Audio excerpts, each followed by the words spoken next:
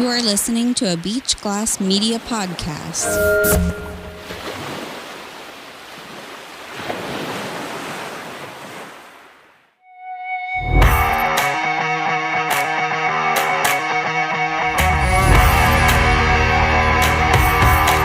Episode 38, Simple Times Podcast.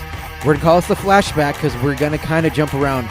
Andrew and I have been talking for damn near 4 hours now off mic about flashbacks and good old times, high school, all that kind of stuff. So we're kind of tired, so we're going to be on a bit of a time constraint on this one. Try to go a little quick on this one. Try to keep it about as solid as we can. You know, going to catch up a little bit. It's 4th of July. I mean, we started this on July 3rd, but now it's 4th of July. So we're going to talk a little bit about that. We got a special Simple shout out.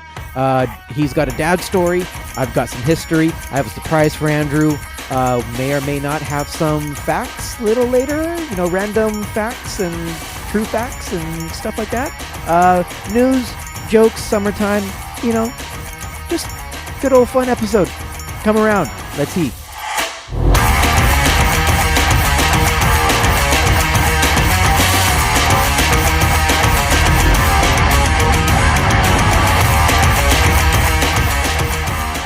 Episode 38, Marcelo.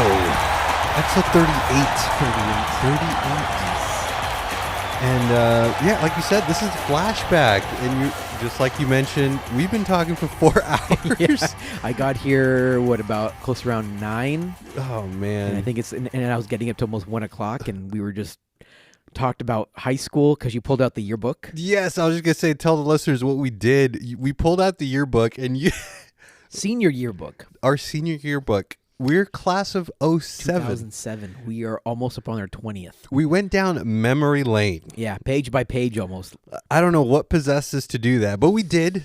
Something that we talked about last time. Last time we met up. Yeah. We were reminiscing and we talked about, you know, our yearbooks and if we have them. Do you have one for every year, or did you? No, you just got the senior one. I just got the senior year. But I told Marcelo, you listeners, that for our 20th high school reunion anniversary, whatever you want to call it, we're gonna do a yearbook Simple sessions. Yeah. Where we flip out the book and we just talk about everyone and everything. I'm gonna be honest, that might have to be like a multi-parter. I mean, we went almost. I went almost 2 hours just on my end through the senior pictures. You make a good point. So, it might be a 2-parter. I think it might be even longer than that. I think, but I mean, but I wonder if there are people from high school that know us. Because you knew a lot of people. I wasn't like a popular dude, but I wasn't either. I just either I knew them through popular things, knew the names, or I think like I even told you like when we were getting down towards like the bottom of the alphabet where I was, because you know, because both of us went to Dana and Dots and all that. So I'm sure it's same with you.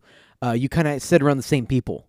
Yeah, you know, in all the groups and all that stuff. So it's my last name's R, so I hung out with all the R's and all the Ruizes and the Reyes and the Rodriguezes and all that stuff, and and then you hung out with all the bottom of the totem pole U's, pretty much, V's, W's, X's, all the ones that came after T.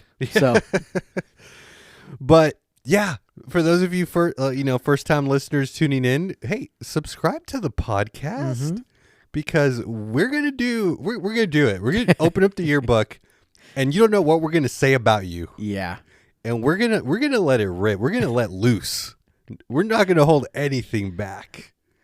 Did you have a funny looking forehead? Yeah, we're gonna say that about you. But anyway, Could you not get your eyebrows right? Well, guess what? Oh, I know exactly who you're talking about. It's funny because you got to the picture of me. And then that's when I had my long hair. When you were curly. When I was curly. It was like almost down to my shoulders. When Isaac called you curly. And I just thought, what was I thinking? No, it was Shirley. Wasn't it Shirley? Shirley, because Shirley Temple. Right. Shirley's hair. And then I think when your hair got a little longer, that's when we started saying it was curly. Something like that, yeah. We'll figure it out. But I remember it was Isaac and Tino that came up with that. Oh, yeah, those two Samoans. Yep. But yeah, that's part of our flashback. Mm-hmm. We flashback to our yearbook. Yep.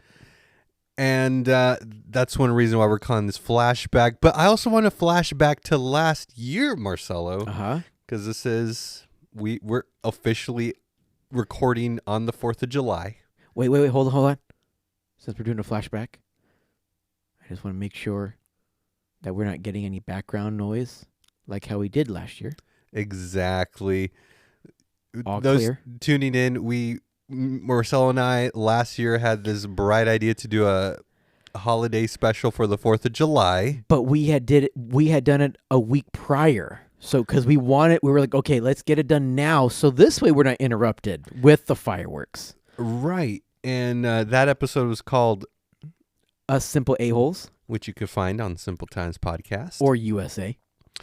And, USA.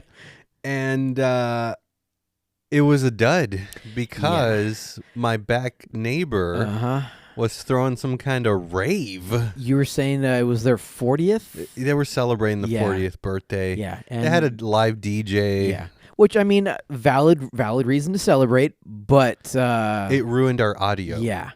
That was, And we put it up, and it sounded like garbage. And we had such good content. We were even, at the end of it, we were talking like, man, like we were on fire that night. I'm telling you, like, people, I think, were expecting greatness. Yeah. Because we had a lot of play counts. Yeah. Relative to the other episodes. Yeah. But the fact that it was garbage audio. Yeah. And it hurt me. Yeah. And I mean, just the stuff that we talked about on that episode. I mean, we left here feeling like $1 million. And the thing that really kind of pissed me off was we heard the music, so we even did a test run, and it came back to us fine. But then when you went to editing, that's when you were like, dude, like. Well, I think their music got louder as the night progressed. That too, but. But like I said, when we did the sample run, we heard nothing in the background. Like everything was quiet. We even had Bashful Beto come in. Oh yeah, he went and he joined the party. I forgot. I think that was the last time he visited Simple Times Podcast. Yeah. But anyway, enough about that. Oh, I was going to mention that. Yeah, last week the same neighbor threw another party. Oh, they did. Loud music, and I was like, really? Like, I understand the 40th birthday, but 41st? Come on. So, Larissa and I... What day was that? Do you remember? It was June 20-something, and it was last Saturday, so that... Oh, then that was the 21st. Yeah, I guess so. Okay. It's funny because... So then we should always mark on our calendar, don't record on June 21st. Yes. So they're bumping music again. Larissa and I were trying to get to bed. Yeah. And you know what she did? Put earplugs in? She called the cops. Oh, no way. Well, not the cops, but, you know, like the non-emergency number. Uh-huh. Yeah. And still the cops, yeah, but yeah. And so she called some hotline, whatever.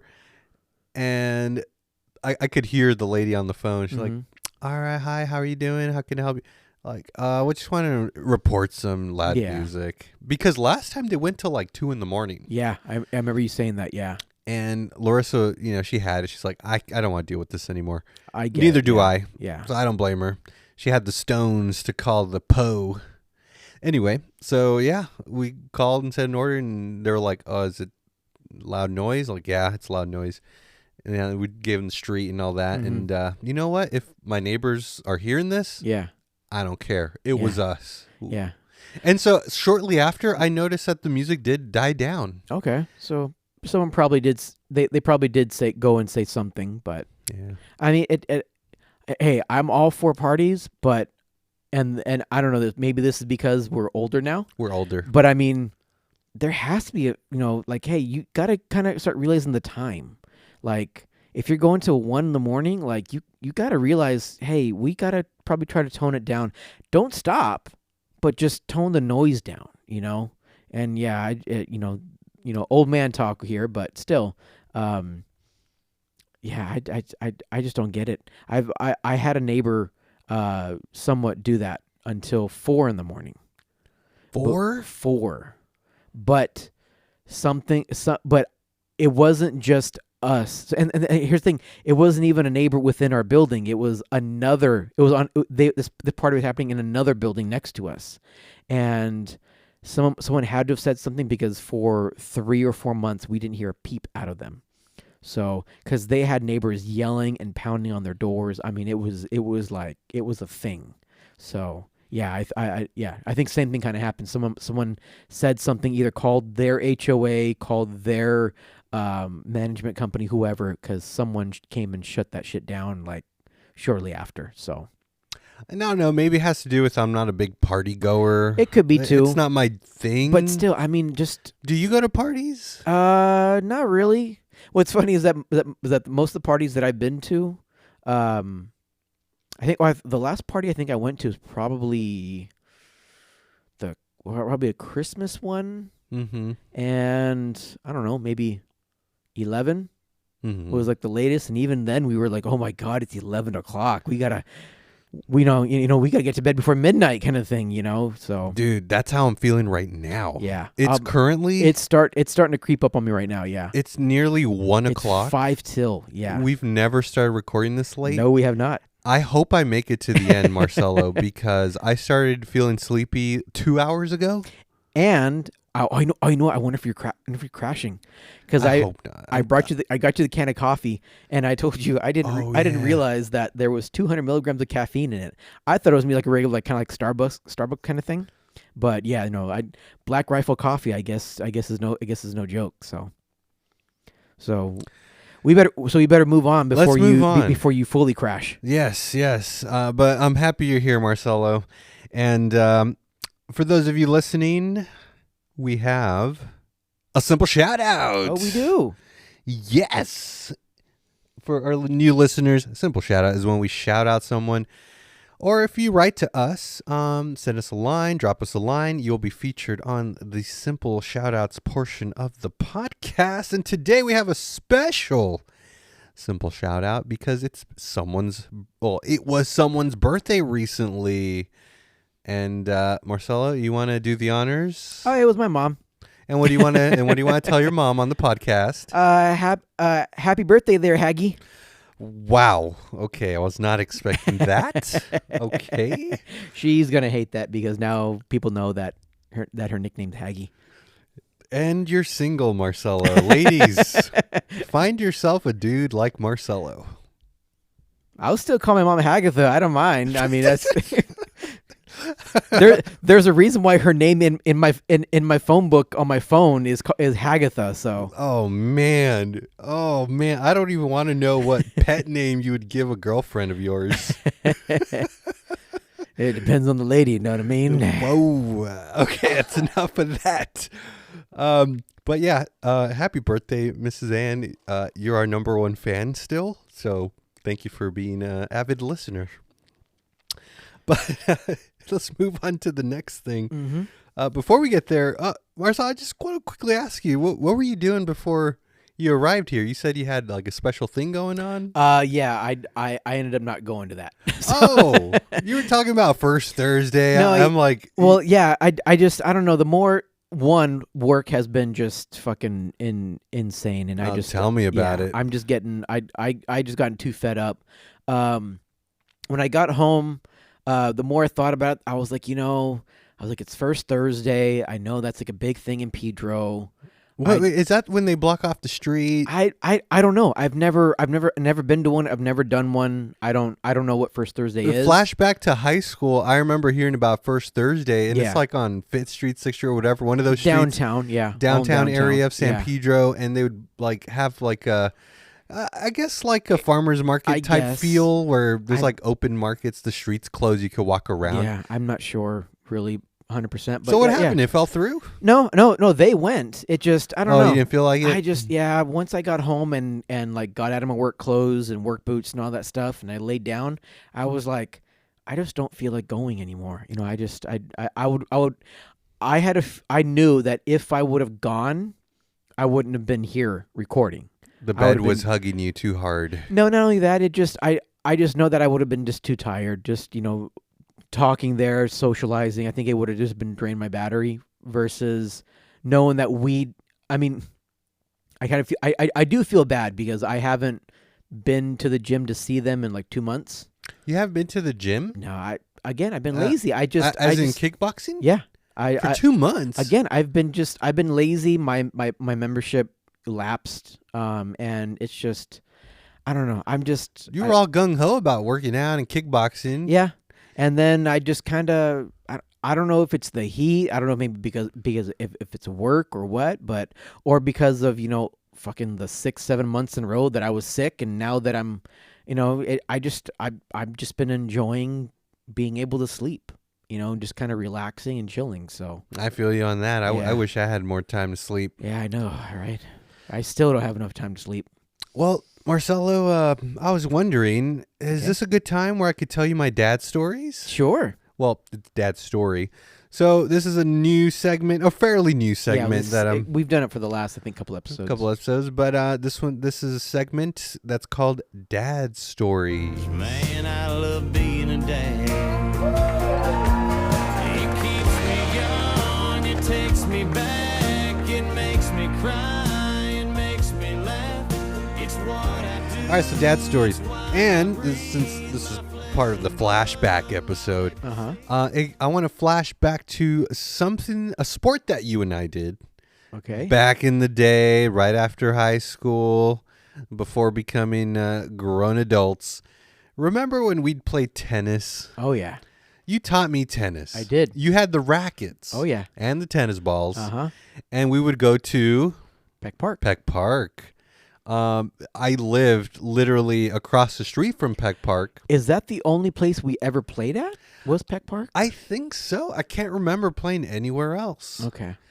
So I would pick you up, I believe. We would flip-flop. Oh, we switch? Yeah. Well, or at least when I started driving, when I got my license, I think we flip-flopped. Yeah. So, same thing with skating. We would kind of flip-flop on that one too. Oh, yeah, we trade. Yeah. Automobiles. Mm-hmm. So we'd go to tennis. You taught me everything I knew because I didn't really play that much. But, I got the gist of it. I kind of knew what I was doing based off of... I remember giving you a book. For tennis? Like a how-to book for tennis, yeah. Really? I cannot remember that. It just jumped in my head. I remember giving you a book and saying, here, skim through this, because it taught you like the different grips. Really? It taught you, it showed you the mechanics. It told you the footwork. It basically laid out the rules too. Page 1, hit the ball. Yeah. Page 2, hit the ball over the net. Hit the ball back. Yeah. Page 3, love equals 0. Yeah. Okay. What does deuce mean? Oh, tie? Yeah. Okay. Woo. I still got it. So, tennis. You taught me tennis. Tennis was fun. I actually miss tennis. I wish I had someone to play tennis with that, probably on equal footing, because tennis is fun. Mm-hmm. So, hey, Marcelo, we should play tennis again. Yeah. But I think I still have my rackets. Yeah. So, tennis. Mm-hmm. Dad stories. My wife bought my son some cheapo tennis rackets from Five Below. Okay. And then bought some even cheapo or tennis balls. Mm-hmm. Turned out to be sucky tennis balls. Well, yeah. But, my son found, Desmond, found some interest in wanting to play tennis. And I guess his aunt wanted to sign him up for some tennis classes. And he wasn't so sure at the time. He's like, no. But I'm like, really? I said, hey, why don't we try to play some tennis at the park? Right. And maybe it'll ignite something in you. So that's what we did. Last week on my day off, I was off on, I believe, Thursday. And I'm like, hey, let's go to the park. I know there's a park in Redondo Beach, Alta Vista. They have a bunch of tennis courts. Let's go check it out. So we, piled everyone into the car, drove down to Alta Vista Park. And, it's like down the street from the Wilderness Park on Camino Real. I was just to ask, where is this Alta Vista? I don't know. Camino Real and Prospect. A little bit past the Wilderness Park. Prospect, I have an idea where Prospect is, but I'm trying to remember. I don't think I know that area. We'll have to check it out one day if we ever go back to tennis. Yeah. So we go there. Or if we ever do our ride-along episode. Yeah.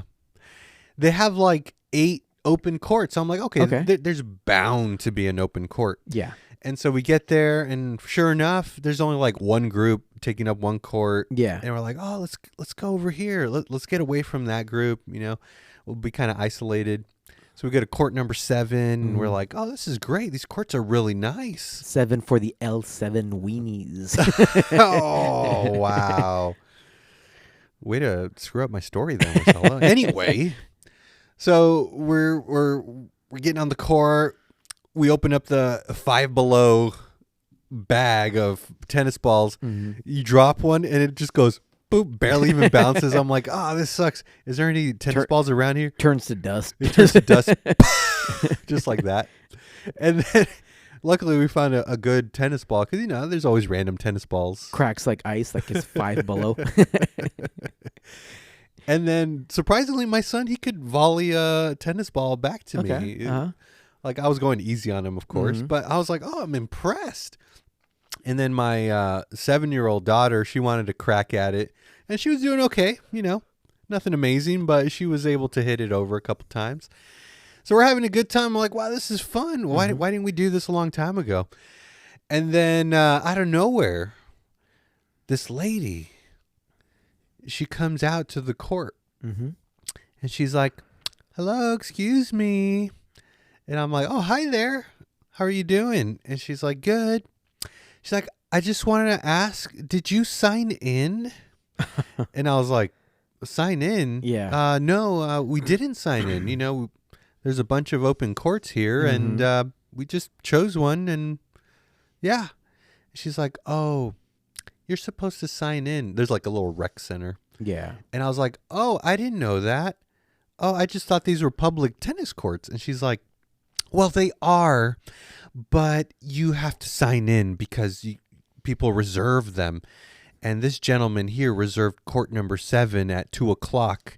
And I was like, oh, okay, well, I guess we could just move. And she's like, no, it's $13 an hour. Yeah, no. And I was like, that's why I hate playing tennis or playing any kind of sport in like the richer neighborhoods, because they all want to charge you for a public access. Yeah. So the human side of me wanted to be like, $13 an hour? Are you crazy? Yeah. Like, there's no one here. Out of 8 courts. There's a reason why no one's there. It's $13 an hour. I didn't know that. Yeah. I just assumed because when we would go to Peg Park, you and I. That was actually a true public court. You just walk in, and if there's one available, you have a good time. Oh, yeah.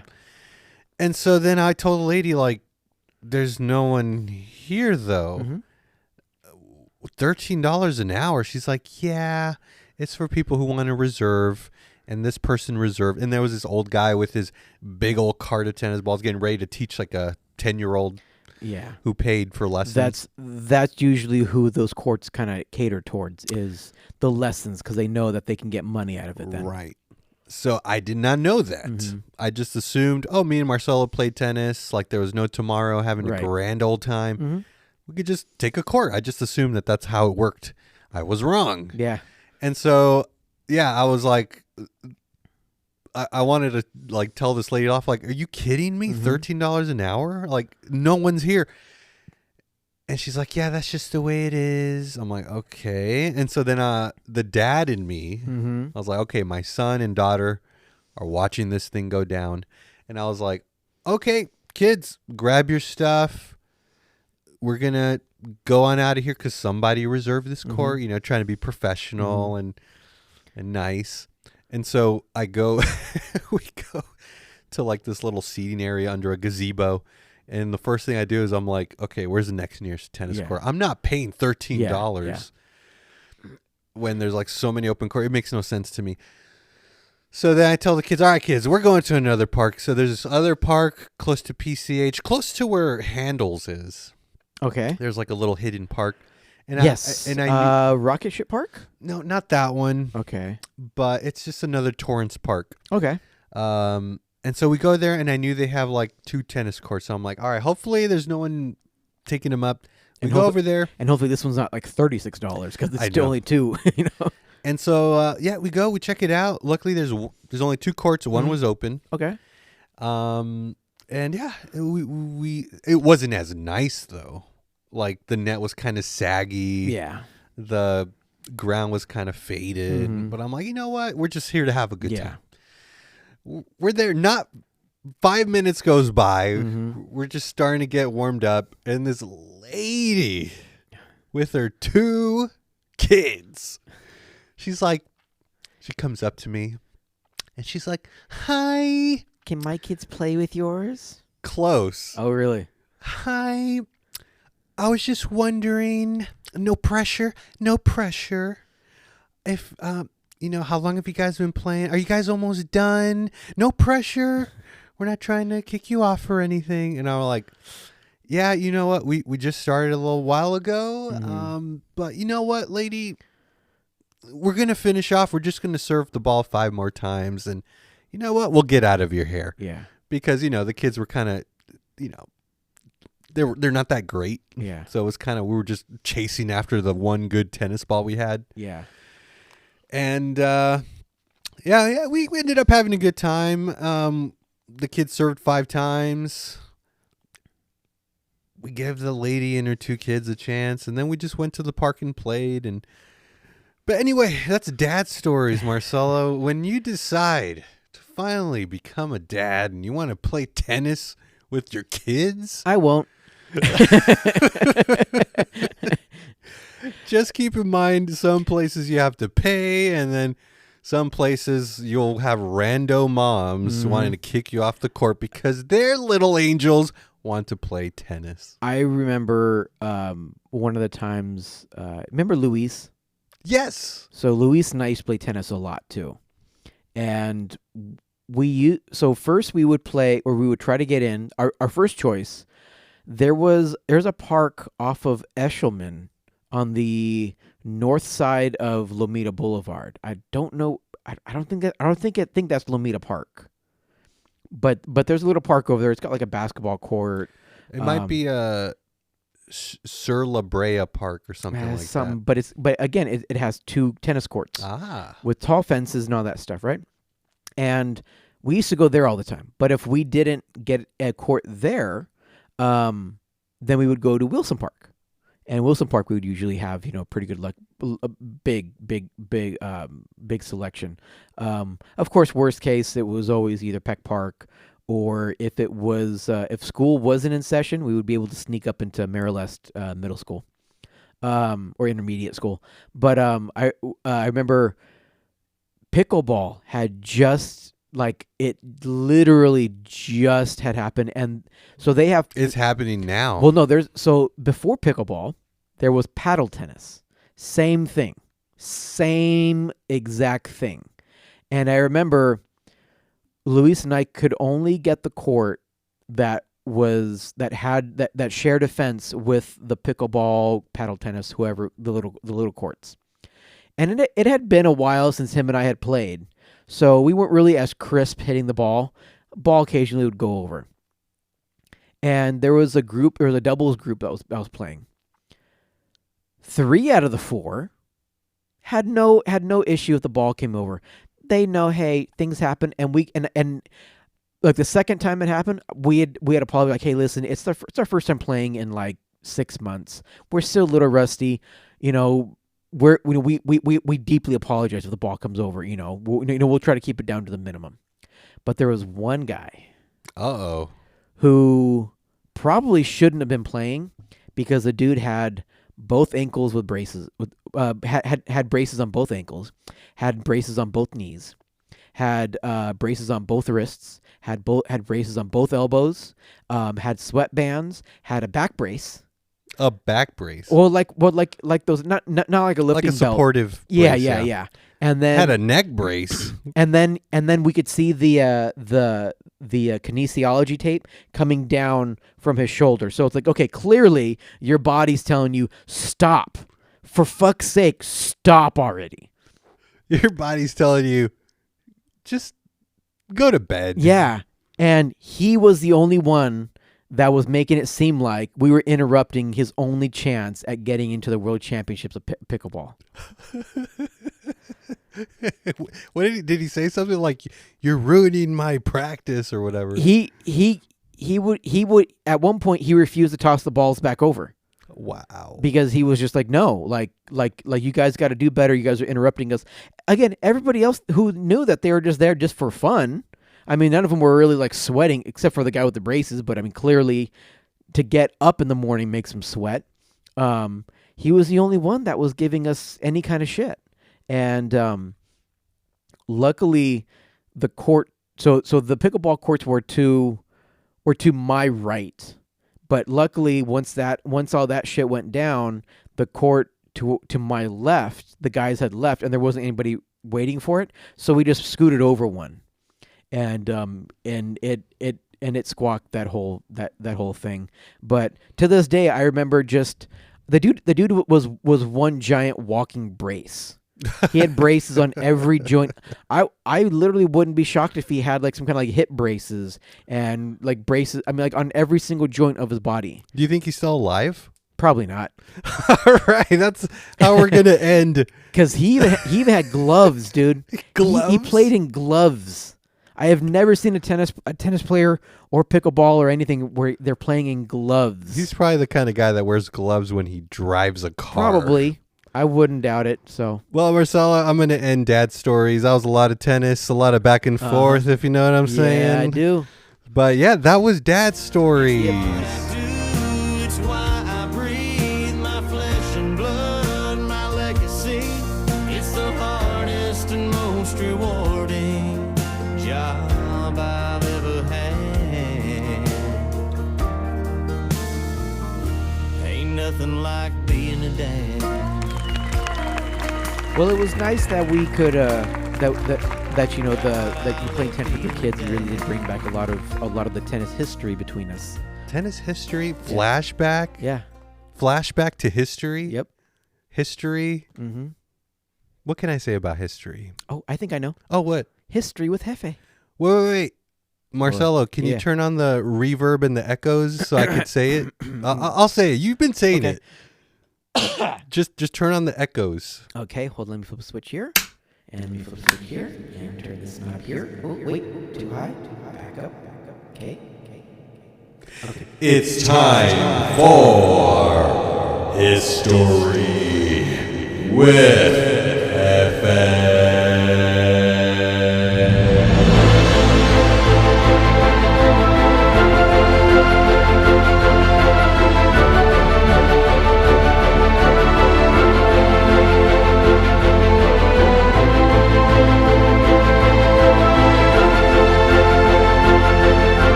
On this day, July 3rd, 1863, the Battle of Gettysburg.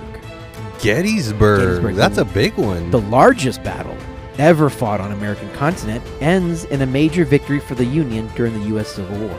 Wow. In 1996, the UK House of Commons announces that the Stone of Scone, aka the Stone of Destiny, used in coronation of Scottish and subsequently English and British monarchs, will be returned to Scotland after 700 years in Westminster Abbey. Now I'm in the mood for a scone. Right? Would have paired well with that coffee you brought me. Probably. July 3rd, in film and TV in 1928, John Logie Baird demonstrates the first color television transmission in London. 1928. And they had the first color transmission. We didn't get that until like the 60s or 70s. I'm going to drink my bottle of water. Governor. On this day, July 3rd, in music in 2018, Cardi B becomes the first female rapper to get 2 #1 U.S. Billboard hits with I Like It and Bad Bunny. U.S. Billboard hits with I Like It with Bad Bunny and J Balvin. That's your favorite musical artist, right? Cardi B? Yeah.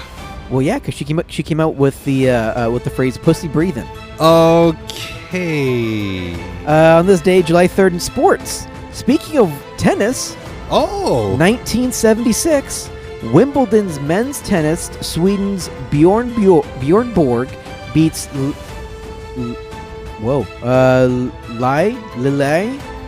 Nastase of Romania 6-4, 6-2, 9-7 for the first 5 straight Wimbledon titles. I just like Bjorn Borg. Bjorn Borg. He's Bjorn actually Borg. he was actually one of the best tennis players to ever play the sport. And actually, your Wimbledon's going on right now. So maybe you and Desmond can sit down and watch some. I know it's on ESPN Tennis Channel. And then I saw something that they're doing on Disney Plus, but I think that might have been the only opening ceremonies. But still, check it out. Did you know that the Intergovernmental Conference on Identity Certificates for Russian Refugees, convened by Fridtjof Nansen of Geneva, creates the Nansen passports for stateless persons on July 3rd, on this day, July 3rd, 1922. I don't know what any of that means, but I decided to read it anyways, just in case someone out there, knows what I'm talking about. Someone out there's going to comment on the podcast, be like, I know what that is. Right. July 3rd birthdays. Louis the Roman numerals. Louis the 11th, born on this day in 1423. Whoa. Right. Julian Assange is 53 years old today. He was, I believe, the WikiLeaks guy, the one that fled off to, what was it, Russia or whatever for Solemn, something like that.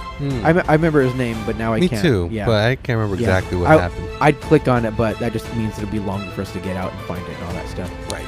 More actors born on July 3rd. Tom Cruise.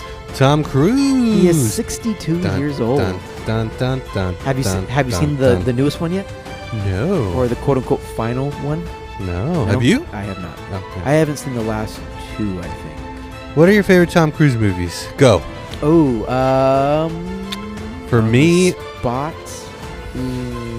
I do like Jack Reacher. Oh, Jack Reacher was really good. Yeah, I do like the first one. The second one was, okay, but the first one was really, really good. I was a fan of the Mission Impossibles. Yeah, the third one I think is phenomenal. One with Philip Seymour Hoffman. I mean, just the two of them, two powerhouses. Philip Seymour Hoffman. I'm gonna find her. I'm gonna kill her. Just I love Philip Seymour Hoffman. I legitimately think he can be argued to be the best actor of all time. He was able to do it all. Jerry Maguire. It's been a long time since I've seen it. I mean, I hear it's really good. Don't remember a whole lot of it. Let's see. Vanilla Sky. Never saw Vanilla Sky. Night. I really like Night and Day. I know that's kind of like a known as like one of like his kind of not lesser liked one. But Minority Report. That one was good. I like that one. That was really good. Oblivion. That one's kind of vague. It's another sci-fi one, and it. Oh yeah, I remember. Yeah, that one was like the one with Morgan Freeman in it too, right? Maybe. Where it was like they like landed on Earth or something like that, or they were like patrolling like a moon, or I remember that. I remember the one time I went to WonderCon, they had the ship because that was the year it came out. And they had the big ship on main display, and you could go and take pictures with it and all that stuff. Edge of Tomorrow. Edge of Tomorrow. He did it with. Oh, I didn't see that. No, that one was actually pretty cool. I want to see it. Scientifically, they said that's probably the closest theory to like time travel or something like that. Off the top of my head, I can't remember too many other Tom Cruise movies. Other than going Top Gun. Saw the first one, haven't seen the second one. Haven't seen either. Can you believe really? that? First one I heard is pretty dated. It's definitely an 80s movie. I mean, if you want to go back even earlier than that, you've got Days of Thunder, where he played a race car driver, NASCAR. Go back to even the one that put him into stardom, Risky Business. Risky Business. Yeah. Or if you really want to go old school, he is not. He is kind of a main character, but he's kind of more supporting. The Outsiders. No. You don't remember The Outsiders? I don't. We read We had to read the book in middle school. Sounds familiar. Mm-hmm. With Pony Boy and Soda. Sounds familiar. Yeah. The movie. I think that might have been one of his first roles. His first role for him. First role for Matthew Dillon. First role for, I believe, Emilio Estevez. For Rob Lowe. Patrick Swayze, I believe. Yeah, a lot of firsts for a lot of people in that movie. Last one, Stanley Kubrick's Eyes Wide Shut. No, I never saw it. It's trippy. Really? I hear the same thing about was he in Magnolia? Not sure. There was another one that I heard was very trippy as well, but All right, sorry about going off on Tom Cruise. He's just like you said, one of the best actors ever. Oh, I was talking about Philip Seymour Hoffman being one. Oh, yeah. But Tom Cruise, don't get me wrong, he definitely found his niche with the movies. So I mean, one more actress, Olivia Munn turns 44 years old today. Olivia Munn. Yes. Okay, I've seen her somewhere. I can't remember. She was mainly known for Attack of the Show. That's really where she came up at. It was like a pop culture nerd program where they talked about a lot of the pop culture stuff. That's where she gained her fame. When G4 and Attack of the Show went away, she then moved on to acting, and she's been in Predators. No, The Predator, one of the later Predator movies. She was also Cyclops in X-Men Apocalypse. She's popped in here and there into movies. Hit or miss, I'd say. Mm-hmm. Athletes born on July 3rd. Moises Alou, which I know it's a baseball player. Very good baseball player. He's 58 years old. Fun fact about July 3rd. Common term branded in Maine. Found it. Let's skip that one. I don't know what any of that is. Yeah. It was a fun fact, but I don't know what's fun about it. So, famous weddings. Film director John Ford weds Mary Smith in 1920. And then famous divorces, it says here 1929. American playwright Eugene O'Neill divorced his second wife, novelist Angus Bolton, after 11 years of marriage. Let's see, famous deaths. Let's see if anybody on here. Don Drysdale died on this day in 1993. He was a very famous Dodger pitcher. Ooh.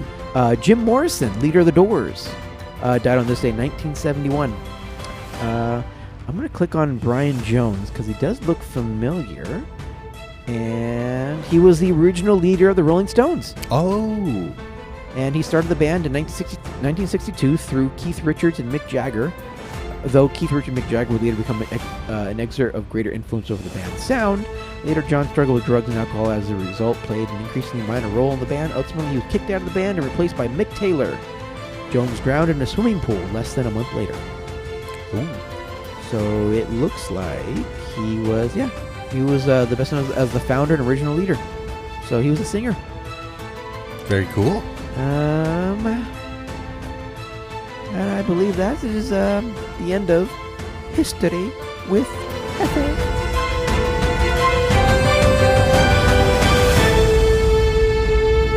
Why, thank you, Marcelo, for that beautiful piece of history. No problem. So, one more small thing of history. Yeah. So, about, 3 weeks ago, I'm kind of just, browsing on TikTok. I'm back on TikTok a little bit. I don't know what made me come back to it, but I did it, and I just kind of, every now and then kind of go on it. Saw something on TikTok, and and immediately was like, oh, I think this is perfect for Andrew. Oh. Okay. And then it started make me realize, I don't think I've ever really gotten you a gift. Like for birthdays, I've taken you out to lunch. We used to buy the pastrami sandwiches from Sorrento's. Your friendship is the only gift that I need. But yeah, I was like, I never really got him a gift, and birthdays have passed, Father's Days have passed, and I'm like, I think I'm gonna get this one. Oh wow! So I went onto Amazon because they had it there. I spent $5 more than what TikTok was selling it for, but I got it here faster. Oh, cool. So, with all due respect, with all due respect, I'm really nervous right now. I don't know what to expect. So I got you 2 of the same thing. You'll see why. So you can open up either one of them. Oh, they're in boxes. They are in boxes still because I have not taken it out. Let me just make sure that the tag doesn't give it away. No. Okay. So open up either one of them. It is identical. Okay, so Marcelo just passed me these 2 boxes. They're about, I don't know, the size of a CD case, but thicker. 4x4, I'd say, maybe. Okay, yeah, okay. Little squares. All right, this is something else. Mm-hmm. I'm nervous. So I'm just going to open up the top one because I was feeling the inside of this box. It's furry. Okay. That might be the packaging. Oh, it's just the packaging. Hopefully. And it's, ow, it bit me. I'm just kidding. Ooh, that was that monster that bit you. Oh, what is this? Let's see. Okay, looks like some kind of stand. Kind of. It is a clamp. Okay, it's a clamp. What is this right here? Is this what I think it is? I don't know. What do you think it is? It looks like a symbol. It is a symbol. It's a little symbol. It is a crash symbol. Oh, wow. That you can attach to your car vent. Oh, wow. That is way too funny. It's a symbol. Screw one on because I haven't heard it. Let's see here. Oh, am I doing this right? Let's see. Yeah, I think that's what holds the symbol on it. Yeah. This part. Yes. Oh. Okay, so it's a little stand. Vent clip, I guess you could say. Vent clip. Uh-oh. What am I? Oh, okay, I see. Okay, I think this goes here. Uh-huh. And the screw goes on top. So basically, if you've ever seen a drum set and you've seen a cymbal, it's basically a little cymbal mini version of it made of some type of metallic product. Metallic metal. And is it lefty loosey, righty tighty? Oh, okay. Oh, guess not. I dropped the cymbal. It crashed. The crash crashed. Maybe put the screw in through the top first. Yeah, like this. Yeah. Why am I having a hard time screwing this thing on? Okay. Oh yeah, lefty loosey, righty tighty. So you're gonna go the other way. I was not built for this, Marcelo. I cannot. There you go. Yeah. So you're gonna turn it towards you. That's what I've been doing. There we go. There you are. All right. Symbol is attached to the stand, and this. Okay. So this. So I'm assuming that the bottom turns to get the firmness for it, or to like lock it into place. Yeah. This is too funny. I can't believe you got me a little mini cymbal the size of like a mini splash. And guess what, Marcel? Here in the studio, I don't know how strong the metal is, so I wouldn't hit it with the stick. Well, no, it looks fine. Okay. I'll hit it gently, but let's see how it sounds. I'm gonna hit the cymbal.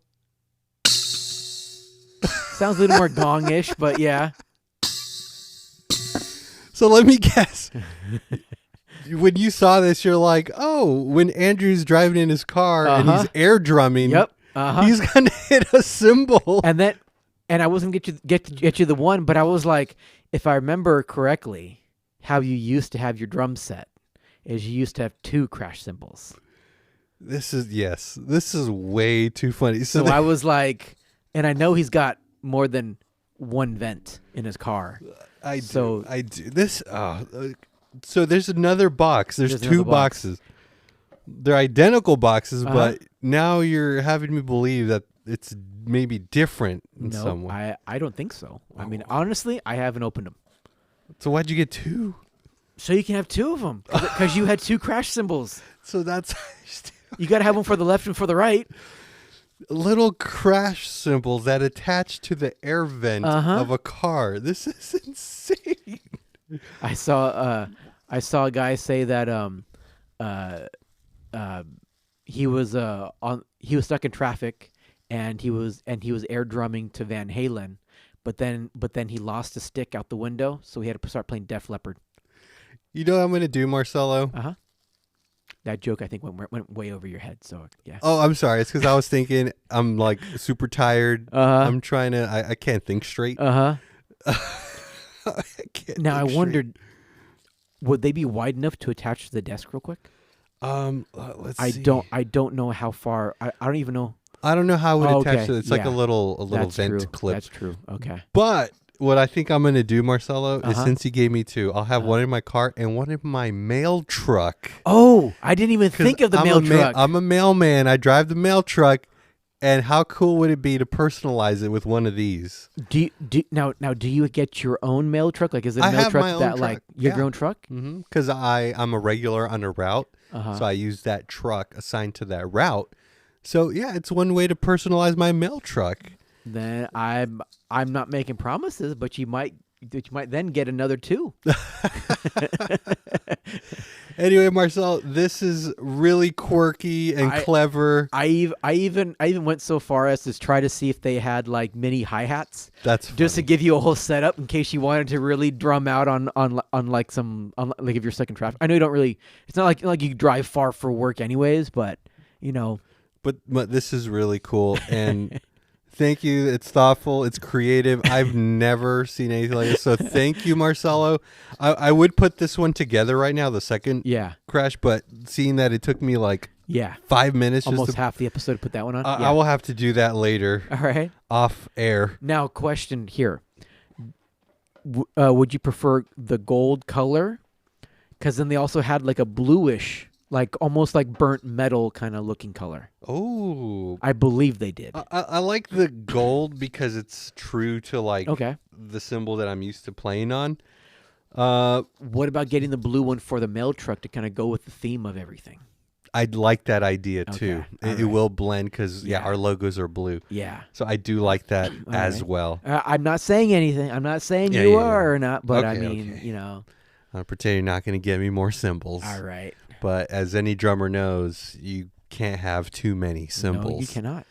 Marcelo, thank you. This is awesome. It's funny. It's quirky. It's very thoughtful. Thank you. This is a good gift. So random.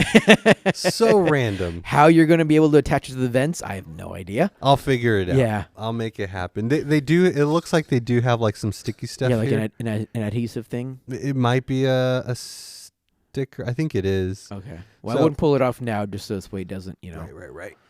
But thank you, Marcel. No problem. That was a surprise. That was a surprise. I am surprised.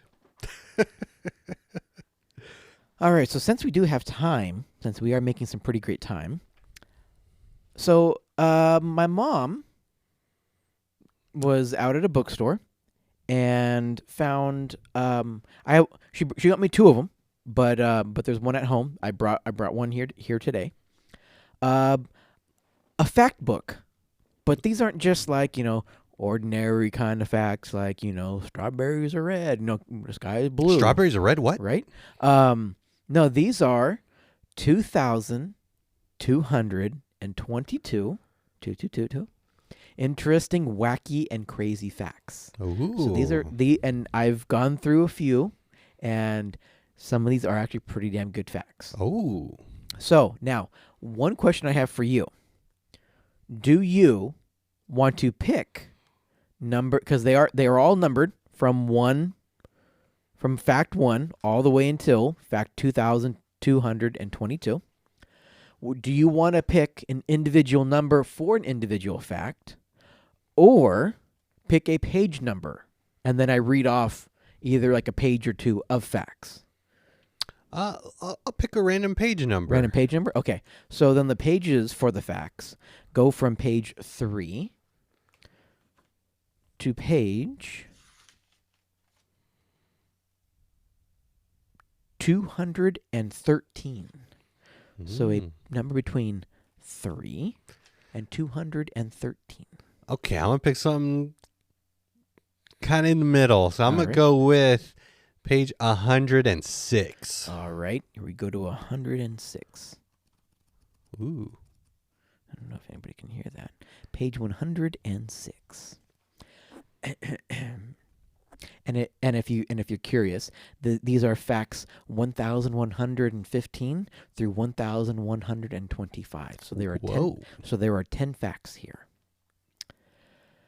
In 2012, a woman named Rebecca Spite of Dakota City successfully sold a Chicken McNugget on eBay for $8,100 because it simply looked like George Washington.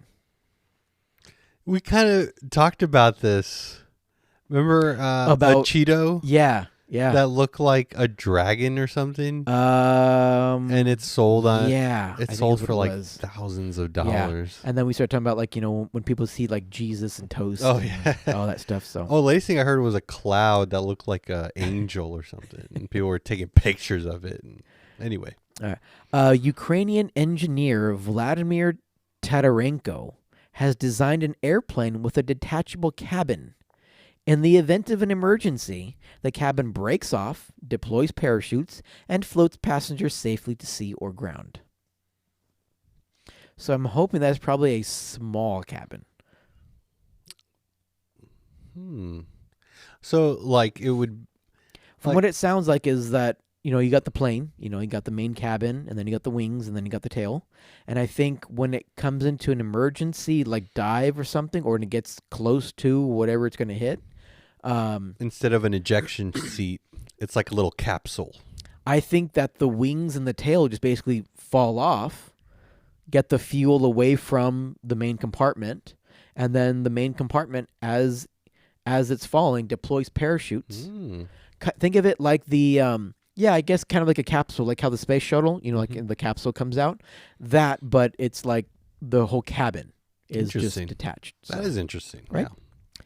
Tim Hawking added swear words to his dad, Stephen Hawking's voice synthesizer as a prank.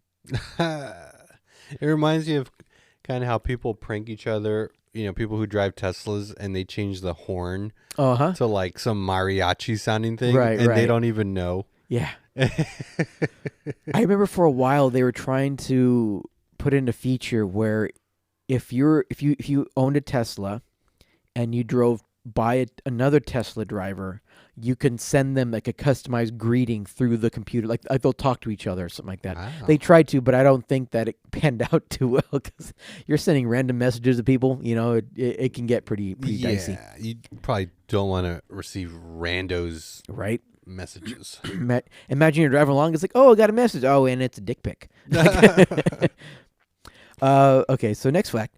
Following Marilyn Monroe's death, Joe DiMaggio was so devastated that he held a private funeral bearing all of Hollywood's elite, delivering roses to her grave 3 times a week for over 20 years.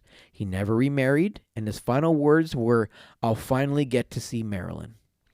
Wow. In order to protect the city's water, the Los Angeles Department of Water and Power purchased 80 million hollow black balls to cover the reservoir to stop the sunlight from triggering dangerous chemical reactions. Oh, weird. After losing a battle in World War II because of taking a tea break, the British Army perfected the art of brewing tea inside of a tank by creating the British Army Boiling Vessel, a built-in kettle for armored vehicles. Ooh, tea in a armored vehicle? Tea in a tank. Tea in a tank? Yeah. Sounds so British. It is illegal to die in London's Houses of Parliament. So if you fall over, heart attack, someone goes, get that guy out of here. Just like in Japan, it is illegal for you to commit suicide on the bullet train tracks. To where if you die, if you do cause that, they fine your family. Oh. So yeah. Okay, this is this kind of ties in with the fear and review, to be honest. Oh. Pteridophobia is the fear of ferns. Ferns, Ferns. Plants that stick up. Those are ferns. The fear of ferns. Pteridophobia. Wow. You mentioned a fear and review. You want to mention anything to our listeners? Nope. Moving on. Dog blood type is different than the types found in people. In fact, there are 6 major blood types, but amazingly, 42% of dogs have the same type, which is universal. Dogs have universal blood? And 42% of dogs. Wow. According to National Geographic explorer Zeb Hogan, the Wells catfish is the largest freshwater fish in Europe. It can grow up to 15 feet long, weigh as much as 660 pounds, and live for decades, possibly as long as 80 years. Jeez. For a catfish. Why don't we just catch that and then feed the world? Right. Sweat is actually odorless. What? It's only when bacteria on the skin and hair metabolize the proteins and fatty acids in sweat that it produces an unpleasant odor.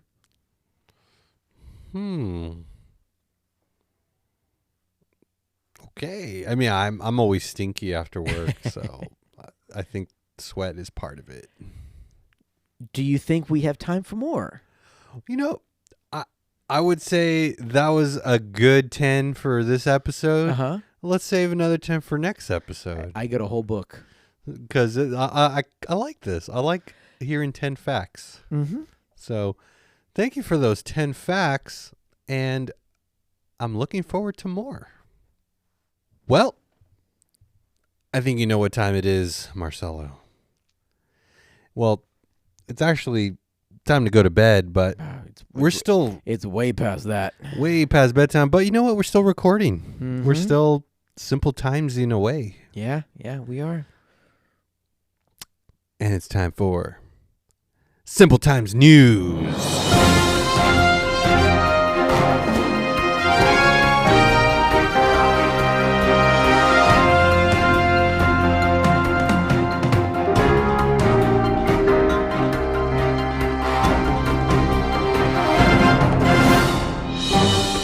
All right, Marcelo, we have predetermined that I will go first this time. Thank you, Marcelo. You are a gentleman and a scholar.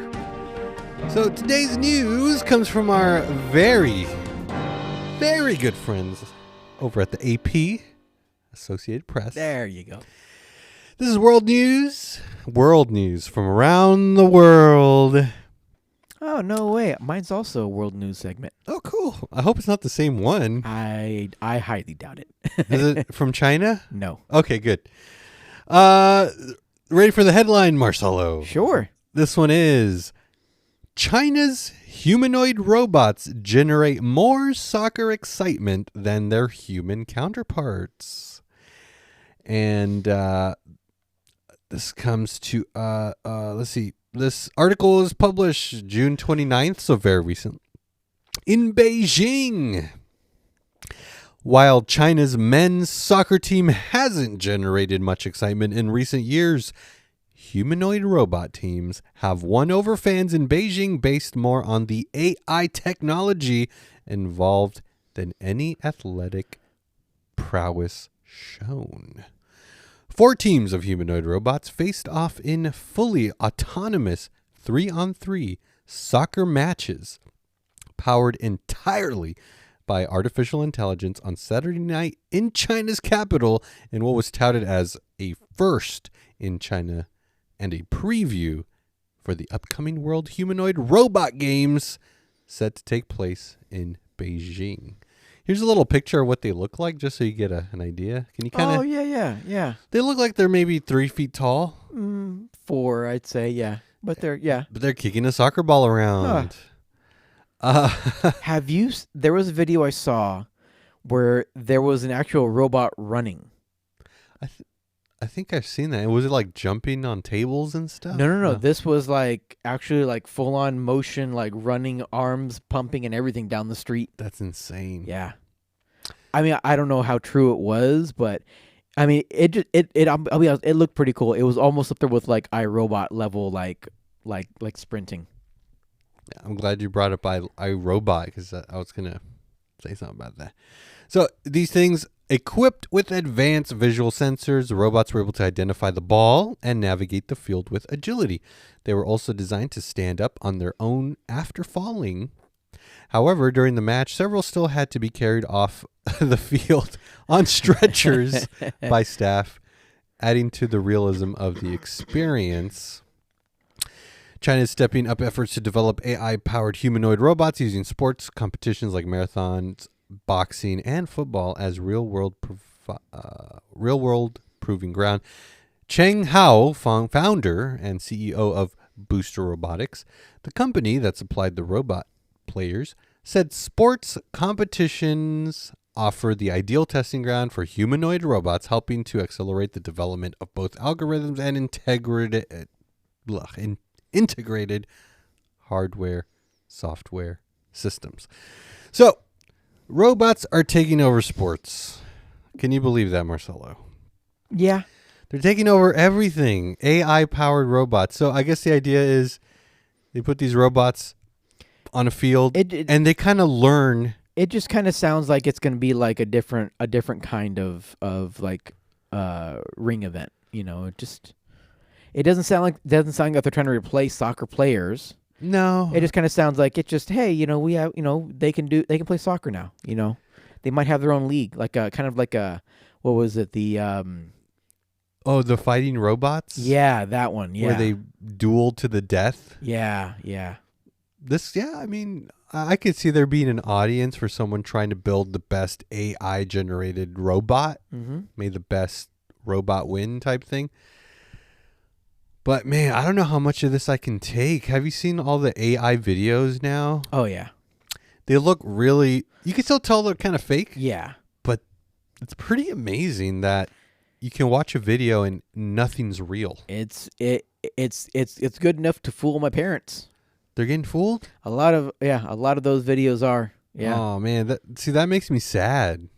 I think because we've grown up in the internet age, we can detect it. Yeah. We're like, yeah, that lip movement is a little off. Mm-hmm. That background's a little too stale.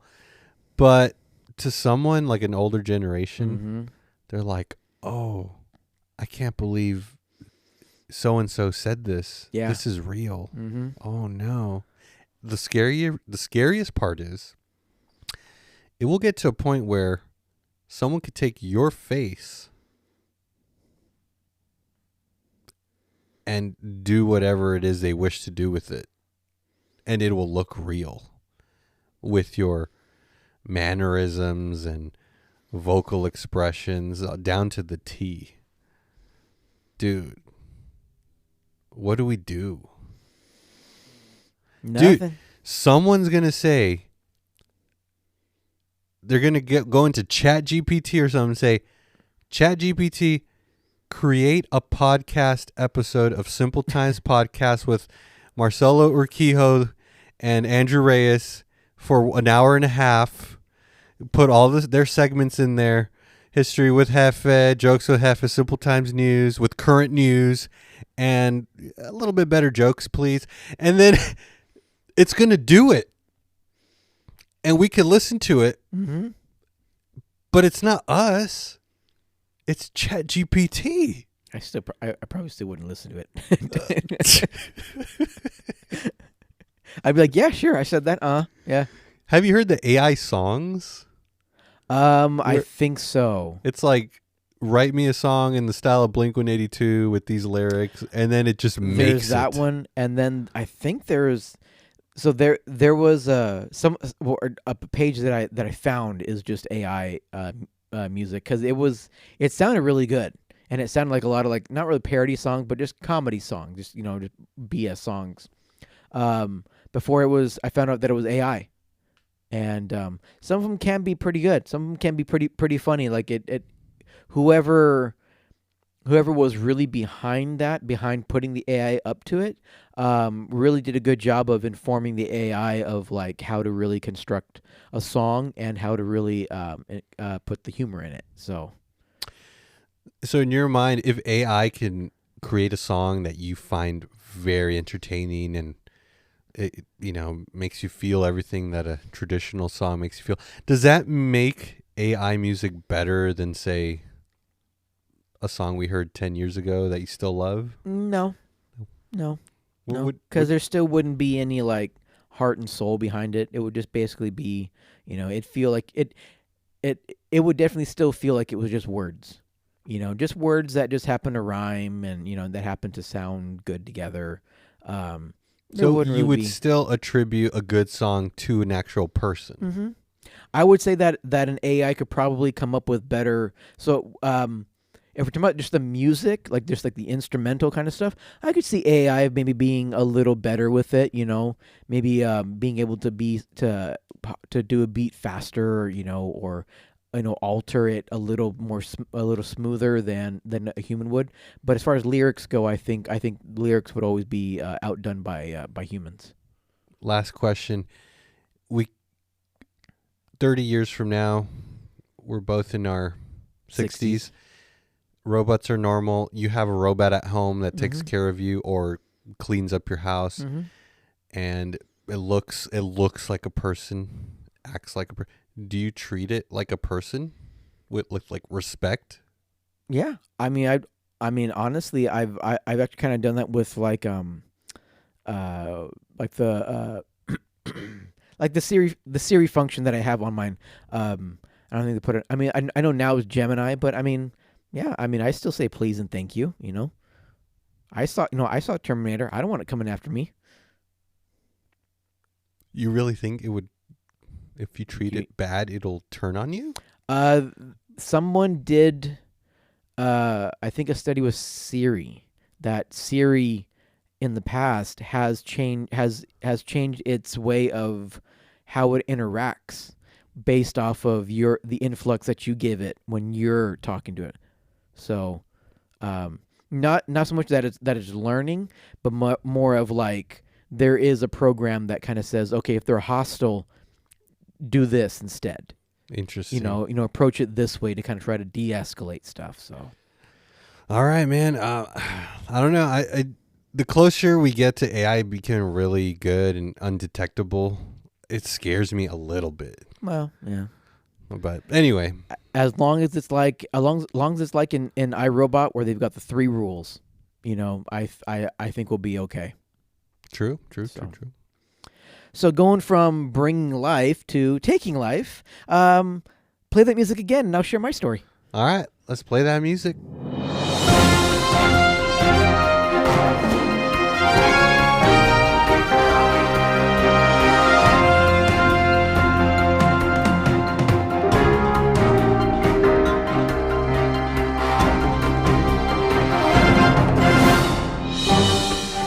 This article that I'm reading specifically comes from the New York Post. However, this is world news and has been covered by multiple different outlets.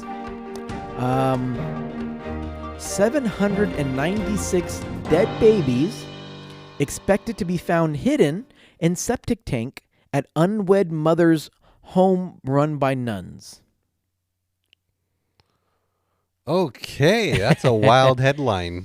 The story was published June 17th, 2025. Excavation has begun on a septic tank at a site in Ireland that authorities believe contains the remains of nearly 800 dead babies and children who died at a home for unwed mothers run by Catholic nuns. Many of the infants' remains were feared to have been dumped in the cesspool known as the Pit at the former institution in a small town of Tuam, County Galway. Local historian Catherine Corliss told Sky News.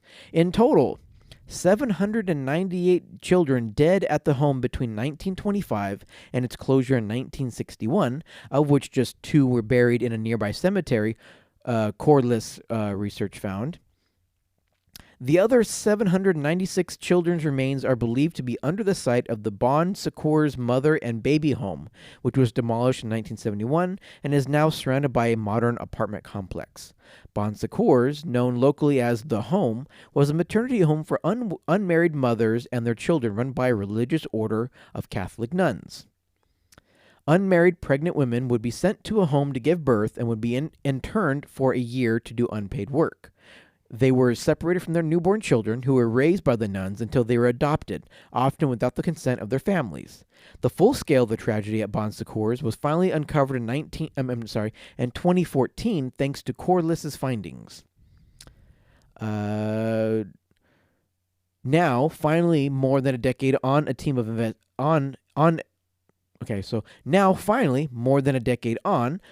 investigators began their forensic investigation this week. It is expected to take up to 2 years to identify the remains of the infants and give them a dignified burial and offer some degree of closure to survivors.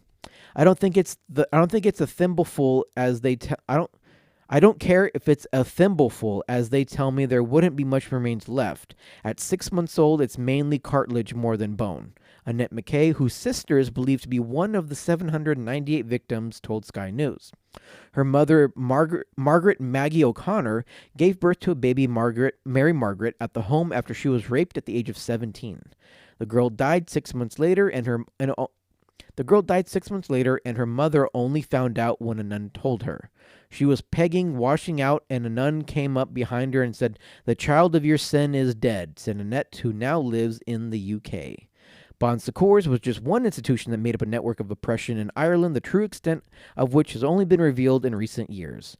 Mothers at Bon Secours who re-offended by having more children out of wedlock would be sent to Magdalen Laundries, the famous Irish institute for so-called fallen women, usually run by Catholic order but quietly supported by the state. Originally, the term fallen women was applied mostly to sex workers, but the Magdalene Laundries would come to take in seduced women, victims of rape and incest, and female orphans or children abandoned or abused by their families.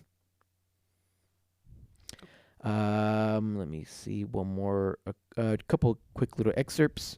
The last of the Magdalene Laundries only closed their doors in the late 1990s.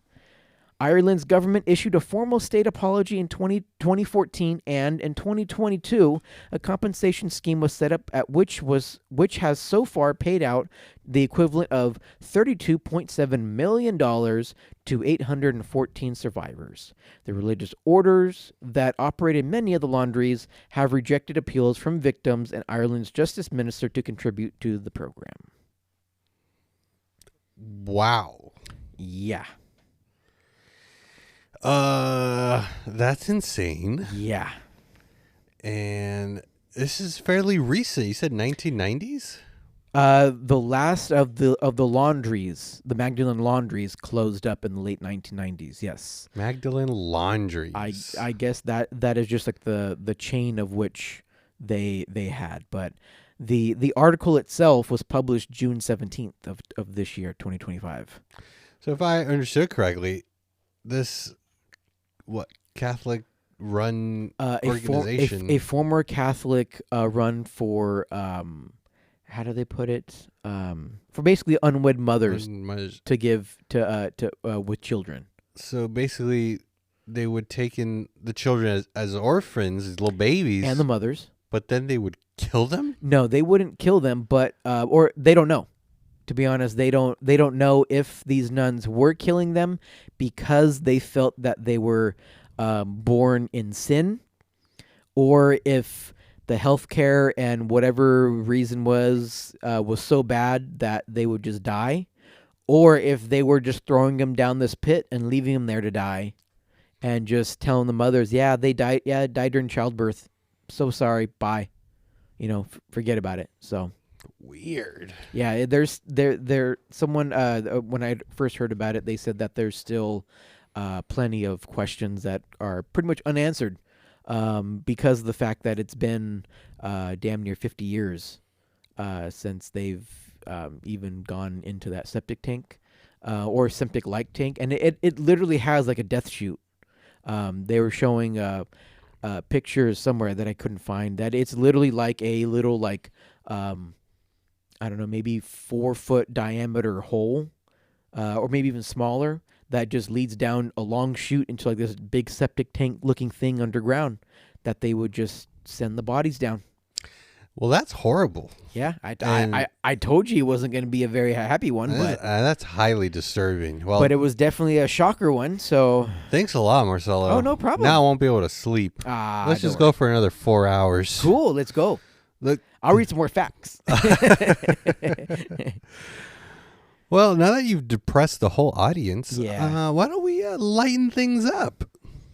And I think I've got some pretty good ways to lighten up the mood a little bit. Are you thinking what I'm thinking? I think so. We're thinking jokes with Hefe.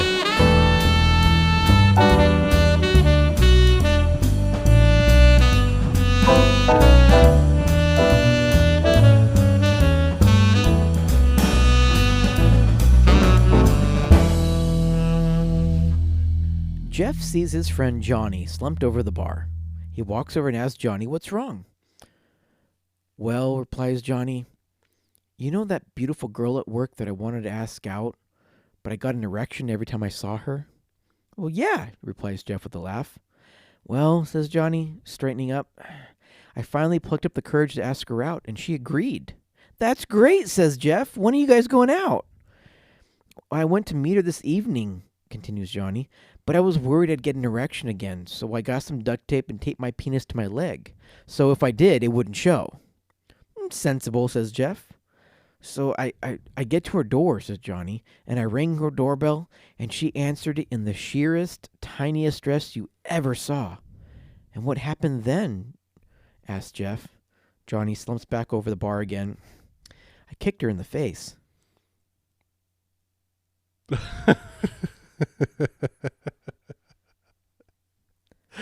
Basically, it moved his leg for him. Mm-hmm. Okay. That was funny. I kicked her in the face.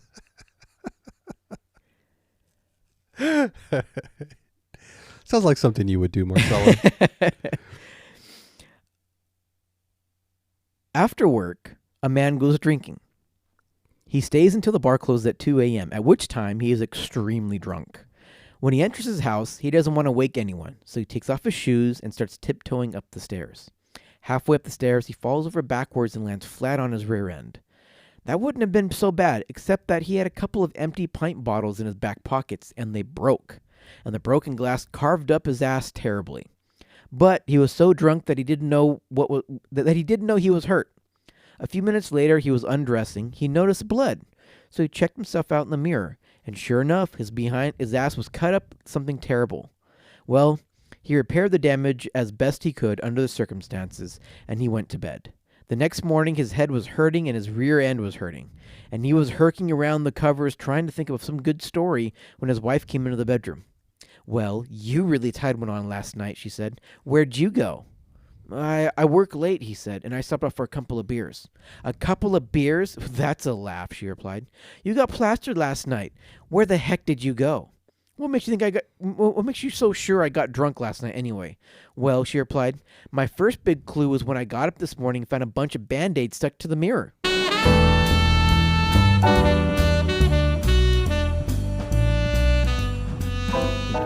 fell and broke some bottles.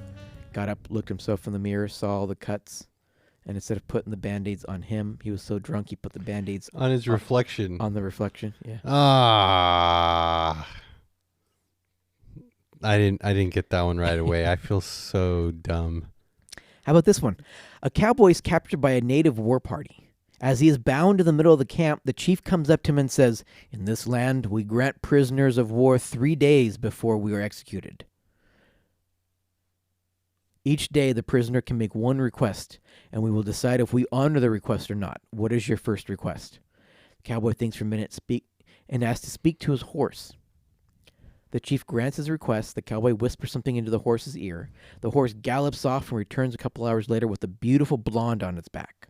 The chief shakes his head, muttering, "White man," then shows him to a teepee and leaves. The next day, the chief comes to the cowboy and asks, "What is your second request?" "I'd like to speak with my horse, please." And so the horse is shown to the cowboy, who whispers into its ear.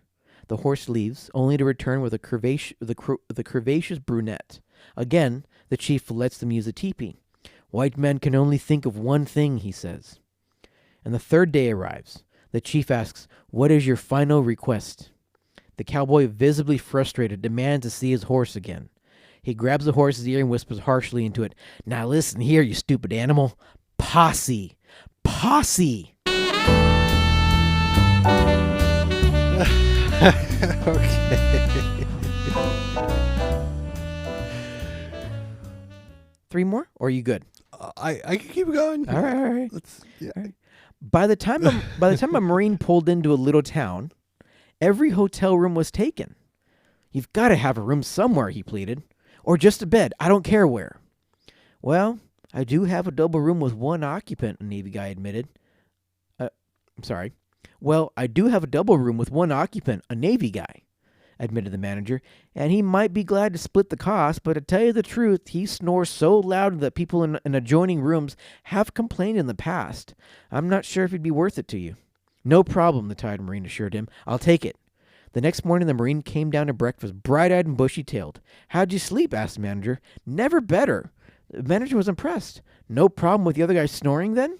Nope, I shut him up in no time, said the Marine. Well, how'd you manage that? Asked the manager.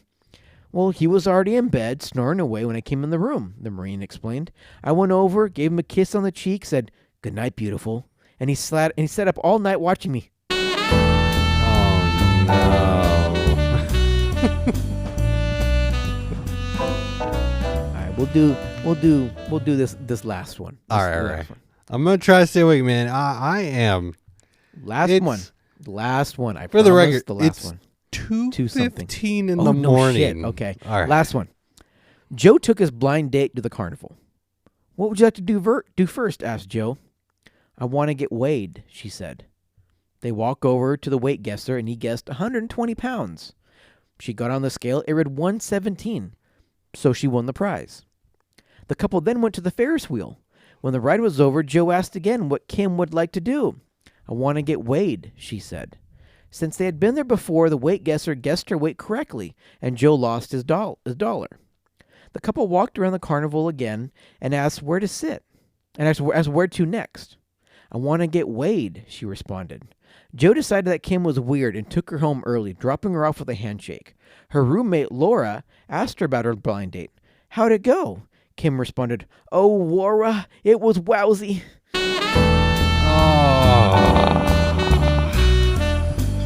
had a list. She had a speaking impediment, yes.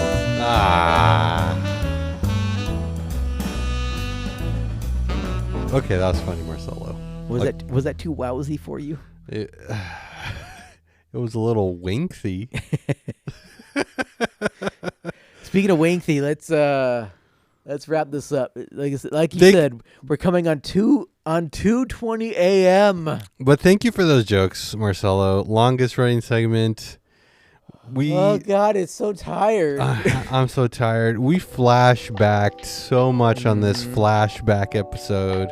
Well, Marcelo, another one in the history books. Oh, yeah. Another one on file. I don't know what to say. Yeah, I don't either. That's just. Oh, I know what to say. What? Happy Independence Day. Happy 4th of July. Happy 4th of July. You doing anything for today, 4th of July? Nope, not really. Okay. Just gonna chill out, take it easy. At this point, I'm probably gonna sleep the day away. So. You look like you're about to fall asleep on this couch. Yep. Gonna be a very interesting drive home. Hey, whoa, hey, be careful out there. Happy 4th of July to all you listening. Oh, before I forget, just gotta do the last little spiel.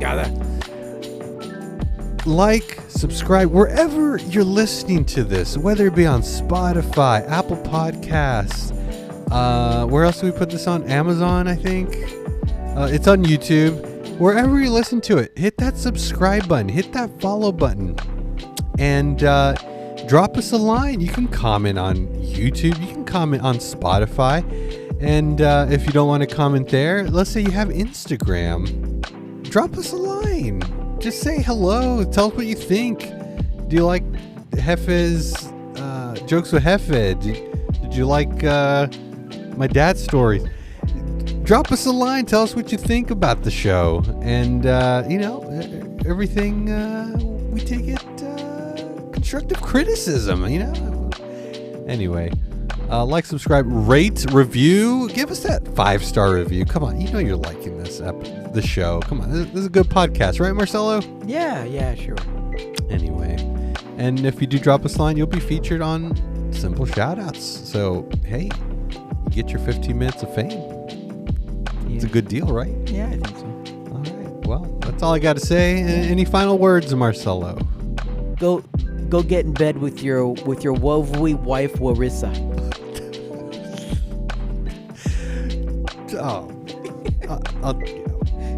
You have the last words.